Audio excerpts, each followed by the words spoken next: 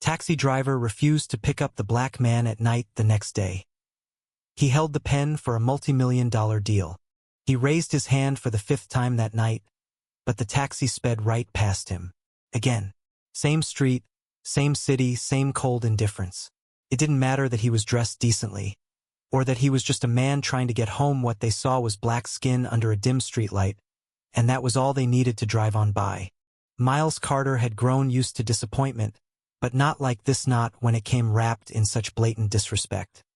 He had just left a late meeting with board members in Midtown and wanted nothing more than to get back to his hotel, where tomorrow's life-changing pitch awaited him. But now, standing alone near Lexington Avenue with the city buzzing past him as if he were invisible, he felt something deeper than frustration. He felt a storm brewing, and that storm had his name written all over it. At 36, Miles wasn't just another man on the sidewalk. He was the founder of Zenith Byte, a rising tech firm known for AI solutions in healthcare systems, one of the very few black-owned startups to even make it past series of funding. Tomorrow, he was scheduled to meet with Vaden Global, a firm with the power to scale his company to the stratosphere. But none of that mattered to the yellow cabs slicing past him without a glance. To them, he might as well have been a threat, a ghost, or worse, nothing at all. Finally, a car slowed. He exhaled. But then the headlights scanned his face. The driver, a white man, mid-50s, eyes narrowing, shook his head, mumbled something, and pulled off. Miles stood still, breath held, as if the silence could erase what had just happened. But the echo of those spinning wheels burned into his chest. He would walk the 15 blocks to his hotel, not because he wanted to, but because he had no choice. And every step he took was heavy with the memory of a door that never opened. The next morning, the hotel lobby buzzed with nerves and caffeine. The Vaden Global execs arrived on time, sharp suits, sharper eyes. But Miles didn't flinch. He walked into that boardroom like a storm in a suit, calm on the outside, fire on the inside. And he delivered. His pitch wasn't just about numbers or algorithms. It was about saving lives, about equity, about rebuilding broken systems that had long ignored people like him. The room went quiet. Then came the nods.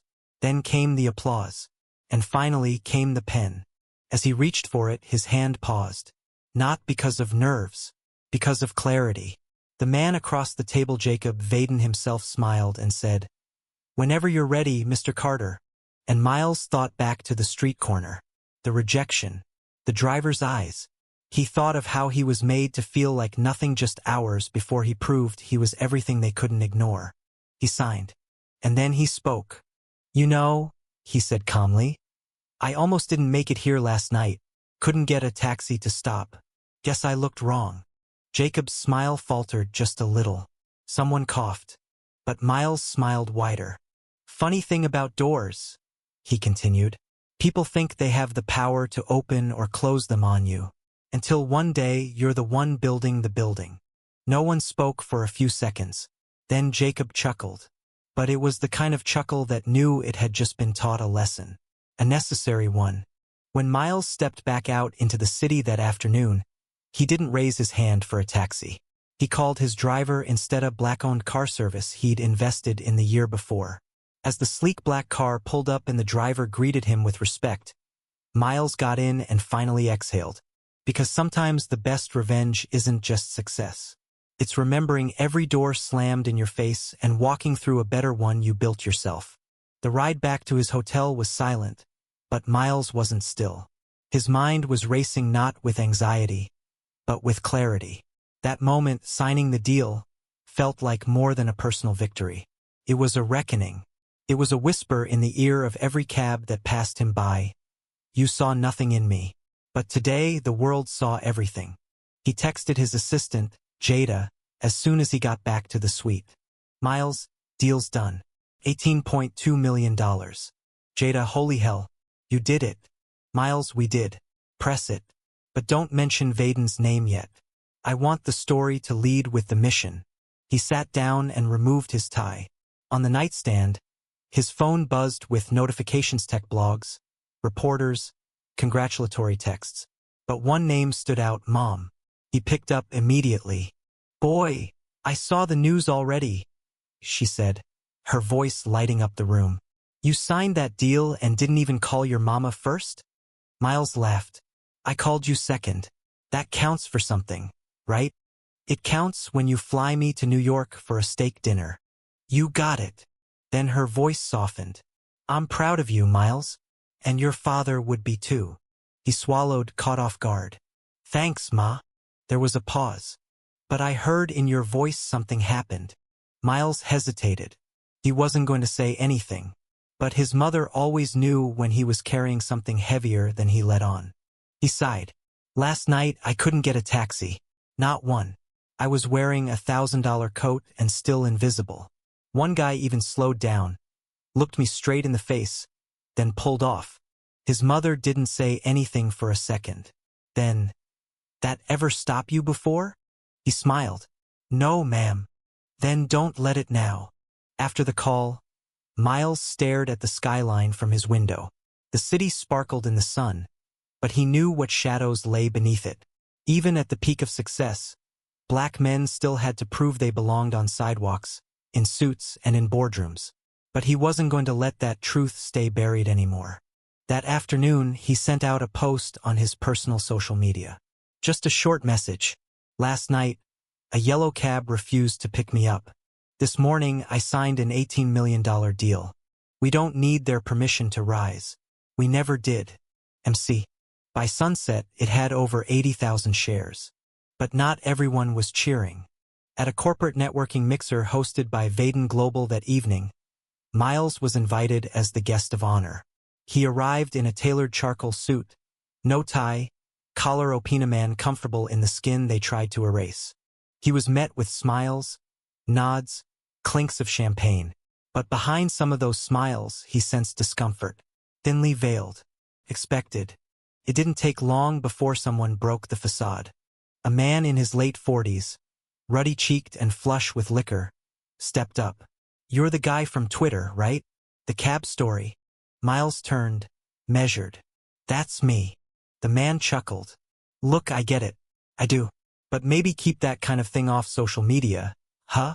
You're representing your brand now. People don't like. Miles raised an eyebrow. People don't like being reminded of what they do. The man paused, blinking. Miles leaned in. I'm not branding a product. I'm branding a principle.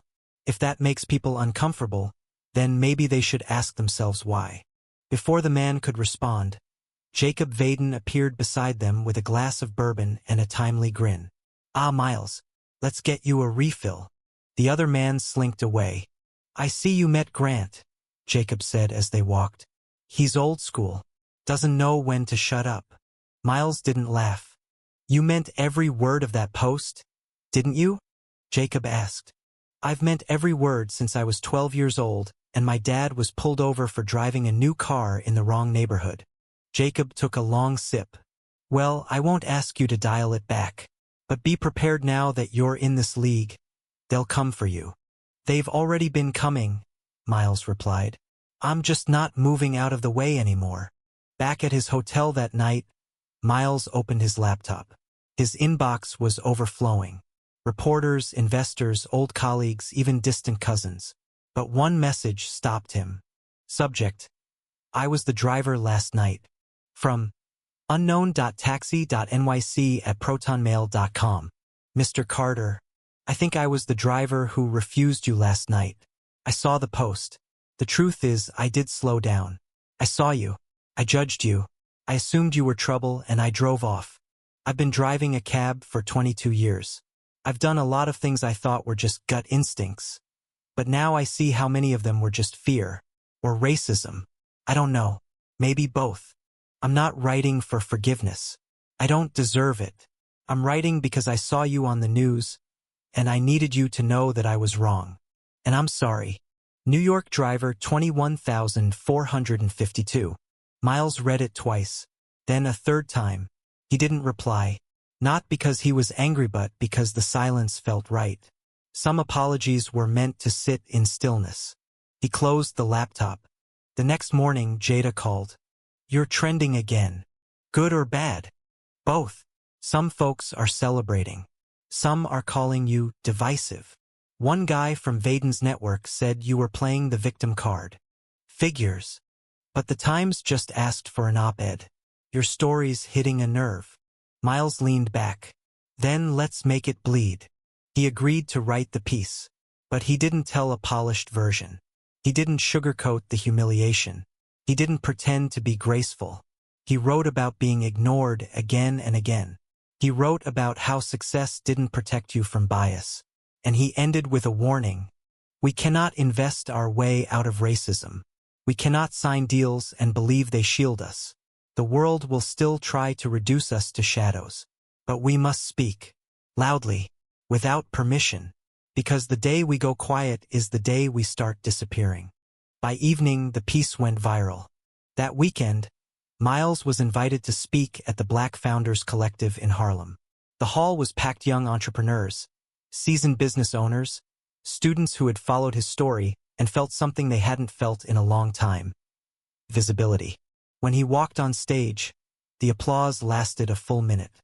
He let it die down. Then he spoke. I wasn't supposed to be here today. Silence. Not because I lack talent or drive, but because this world is built to erase people like me before we even get a chance to build something of our own. He told them about the taxi, about the handshake with Vaden, about the email. And then he said this.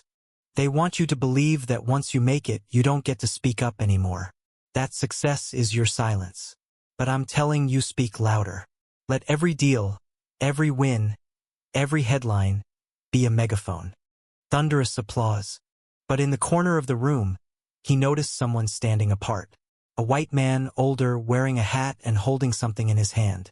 Miles stepped off stage after his talk and was met by the man. I was New York driver 21452, he said softly. I came here to listen. He handed Miles an envelope and walked away before Miles could speak. Inside was a check. $10,000. And a note. Donate this to a program that teaches kids how to code. I want to do something better with my gut instincts. Miles stared at the check for a long time. Then he smiled. Miles didn't hesitate. The very next day, he had Jada research and connect with a nonprofit called CodeRise, a small but powerful organization in Brooklyn that taught underprivileged Black and brown youth how to code, design, and build software. Within 48 hours, the check from the taxi driver had been matched 10 times over by Miles himself. Let's open a new satellite location, he told the stunned director on the call. I want it in the Bronx. And I want it named after my father, the Elijah Carter Innovation Lab. That single act sparked a domino effect. Miles's public visibility had already become a rallying point. But now, he was shifting the narrative entirely from personal victory to communal empowerment. The press picked up on the donation, and other wealthy individuals, particularly other Black tech founders, joined in. A week later, the Carter Initiative for Youth Tech Equity was announced. Its mission, to ensure that no kid of color would ever again believe they had to beg for a place in tech, they would build their own. But with the spotlight came the shadows. Miles received anonymous emails telling him to shut up and be grateful. Pundits on conservative talk shows accused him of playing identity politics and race-baiting for clout. One guest even held up a photo of Miles and sneered, "Another tech-woke prince who thinks he's Malcolm X in a Tesla." Miles didn't flinch. He had been underestimated his whole life. This wasn't new. But what stung wasn't the attacks. It was how easily some of his white colleagues, people who had praised his pitch, toasted his funding round, laughed at his jokes at board dinners, now went silent. When he posted about the Carter Initiative, some of them didn't even like the post. But others did. And they weren't just Black. One morning, a letter arrived. Not an email. A handwritten letter, postmarked from Iowa. Mr. Carter, my name is Lily. I'm 15. My older brother showed me your story. I live in a town where there aren't a lot of people who look like you, but I want to be a software engineer. Reading about what you're doing and how you got treated made me cry. Then it made me angry. But now it makes me want to work harder. Thank you for not being quiet. Love, Lily M. Miles placed that letter beside the email from the taxi driver. 2 worlds, 2 hearts, same truth. He called Jada. I want to start a speaking series, he said. Not just the media stuff. Real rooms, high schools, community centers, universities, anywhere that kids like Lily or kids like me need to hear this in person. I'll book it, she said. But you'll need security. Then hire some, but discreet. I'm not performing fear. The tour launched 2 weeks later. They called it Doors They Didn't Build. Each stop, Miles told the story not to glorify himself, but to expose the daily humiliation that Black people endured, no matter how successful they became. He spoke in Detroit, Oakland, Atlanta, Philly. Kids showed up with signs. Grandparents cried in the front row. Teachers said they changed their curriculum. In Houston, a Black boy approached him with tears in his eyes. "I didn't think tech was for me," the boy said. "I thought it was for other people." Miles knelt down and looked him in the eye. "You are the other people now," he said. "They just don't know it yet." Meanwhile, back in New York, Vaden Global was feeling the pressure. The partnership with Miles had brought them media attention, but it also came with scrutiny. Journalists were asking questions. Why had Vaden taken so long to invest in Black-led companies? Why was Miles Carter the exception, not the norm? Jacob Vaden called Miles into a private meeting one Friday. "You're becoming a symbol," Jacob said, sipping tea. "And symbols are unpredictable." "I'm not your mascot, Jacob," Miles replied evenly. "I didn't say you were, but some of our partners are nervous. This initiative of yours, it's bold. It's necessary." Jacob sighed. "I just want you to think long-term, not burn bridges." Miles leaned forward. "You're afraid I'm burning bridges? I've been walking across burning bridges my entire life, and I didn't light the match." Jacob said nothing. Then Miles added, "Tell your partners to stop being nervous and start being accountable." That was the last time they spoke in person. A week later, while Miles was in LA for a keynote speech at UCLA, a story broke. A leaked email from a Vaden board member referred to Miles's public work as a distraction and brand-damaging racial theater. Another email thread, even worse, had one exec joking, "At least he didn't demand we kneel." The leak spread fast. Tech Twitter was ablaze. The story hit TechCrunch by noon, Forbes by dinner, and the backlash was instant. Investors began distancing themselves from Vaden. 2 board members resigned. Jacob issued a public statement that felt more like damage control than apology. But Miles didn't react. Not yet. He called his mother. "They called you what?" she asked after he read her the emails. "It doesn't even shock me anymore, Ma. You know what your granddaddy used to say?" Miles smiled. "Which one?" He said, "Don't be surprised when snakes hiss. Be surprised when they wear a smile and call you partner." They both laughed, but Miles's eyes were wet. "Get some sleep, baby," she said. "The world can wait till morning. You've already changed it more than most do in a lifetime." The next day, Miles held a press conference. He didn't script it. He didn't have talking points. He stood on a stage in front of 50 reporters, adjusted the mic and said, "I signed a deal with Vaden because I believed in growth. What I didn't know was that some of their leadership viewed me as a gamble. Or worse, a symbol to parade until it made them uncomfortable." He paused. "They called me a distraction. But the truth is, Black excellence isn't a distraction. It's a mirror, and they didn't like what it showed them." Flashbulbs went off. "I'm not canceling this deal. I don't need to. The world already knows who they are. My focus isn't on tearing them down, it's on building up the kids they never believed in." He walked off to thunderous applause. That night, the Carter Initiative website crashed from traffic. Donations flooded in, and Jacob Vaden quietly stepped down as CEO. 3 months later, the Elijah Carter Innovation Lab officially opened its doors in the South Bronx.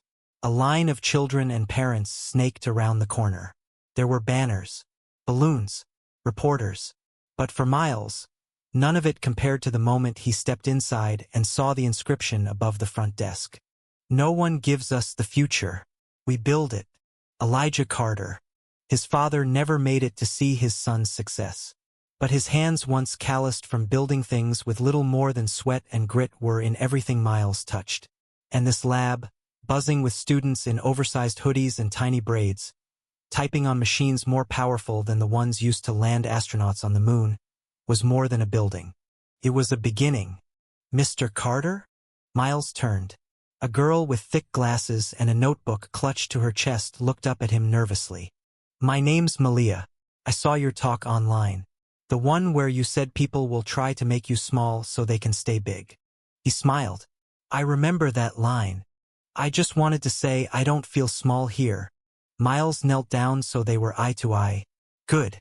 Because the world's already too full of people who learned how to shrink. You were born to stretch." She beamed. As she ran off to her coding station, Miles turned to Jada, who was busy coordinating a video shoot for the press. "Can we make sure every kid who wants to be here can be?" he asked. "We already set up a scholarship fund. No tuition, free lunch, transit stipends." "Beautiful," he said. But even in that moment of joy, he couldn't forget how it all began one man, standing on the curb, invisible under a streetlight. 1 week later, Miles received another message.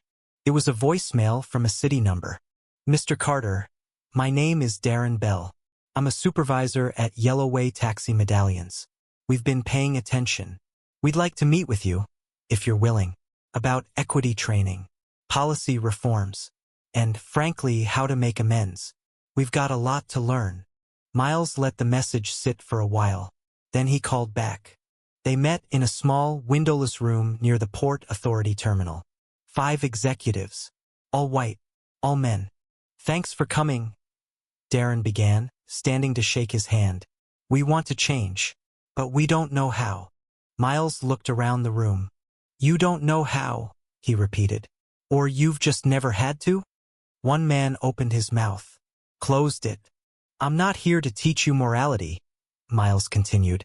"I'm here because there's a generation of drivers who've weaponized fear, and a system that never asked them to stop. We're prepared to roll out anti-bias training," Darren offered. "Make it mandatory." "Good start. But I want more than a PowerPoint and some checkboxes." "What do you propose?" "A truth campaign," Miles said. "Stories from riders who were refused. Data, faces, names, real accountability, and a requirement that any medallion renewal comes with proof of training and commitment to equity." "That's a lot," another exec murmured. Miles leaned forward. "Racism always feels like a lot when you've never had to carry it." Silence. Then Darren nodded. "We'll make it happen." As he walked out of the building, Miles didn't feel triumphant. He felt necessary, and sometimes that was heavier than pride. The next month brought new challenges. A rival startup, quietly funded by one of Vaden's former board members, launched a smear campaign against Zenith Byte. Anonymous reports questioned Miles's leadership, hinted at misuse of funds, and accused the Carter Initiative of racial favoritism. The story ran in a niche but influential business blog. It spread like wildfire. Miles was furious but not surprised. He gathered his legal team, his PR manager, and his board. Jada sat by his side the whole time. "Don't just react," she told him. "Lead." He did. He issued a video statement not defensive, but direct. "I have nothing to hide," he said into the camera. "But let's be clear. My leadership is being questioned not because of numbers or strategy, but because I'm a black man who refused to stay quiet after success. And some people can't stomach the idea that visibility is power." Within hours, the blog retracted the article.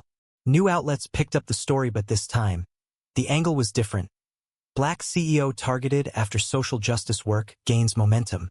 The smear attempt backfired, and his investor list grew longer than ever. That winter, Zenith Byte reached a new milestone: 10 million users across 5 hospital systems. Their AI now flagged racial disparities in patient care and was being implemented in over a dozen cities. Hospitals that once brushed off systemic bias were now forced to face it, thanks to the data his software exposed. One evening, after a long meeting with the New York Public Health Board, Miles walked home. He could have called a car, but something inside him wanted to feel the city again. The same streets that once ignored him. He passed by a yellow cab idling at the corner. The driver, an older man, rolled down his window. "You need a ride, sir?" the man asked gently. Miles paused. "Where you headed?" he asked. "Anywhere you need to go." It was such a simple moment. But to Miles it was everything. He shook his head with a kind smile. "Not tonight. But thank you." As he walked on, the cab didn't drive off. It just waited patiently, as if honoring the silence. 2 weeks later, a young intern at Zenith Byte ran up to Miles in the lobby. "Mr. Carter, we just got approved for the National Equity Tech Grant." Miles blinked. "The one we applied for 3 months ago? We got all of it. Full funding." Miles nodded slowly. "You okay?"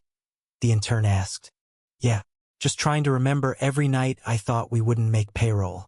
Every door that stayed shut. Every email that went unanswered because my name sounded too black."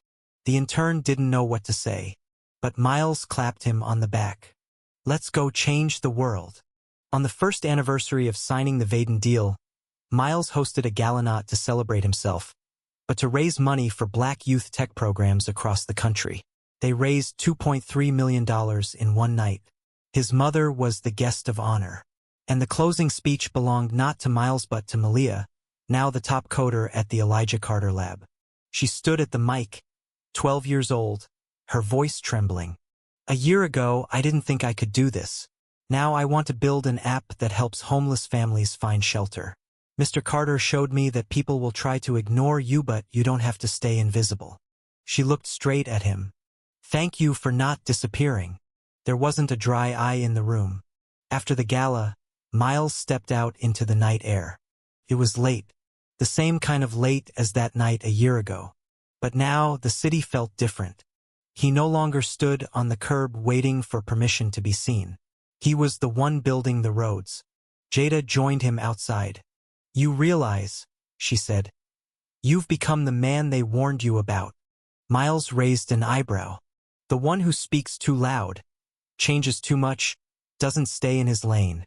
He grinned. "Good." They stood in silence for a moment. Then Miles turned to her. "Let's go home." She started walking toward the waiting car. But he stopped. "No," he said. "Not the car. Let's walk." And they did. Through the city that once tried to erase him.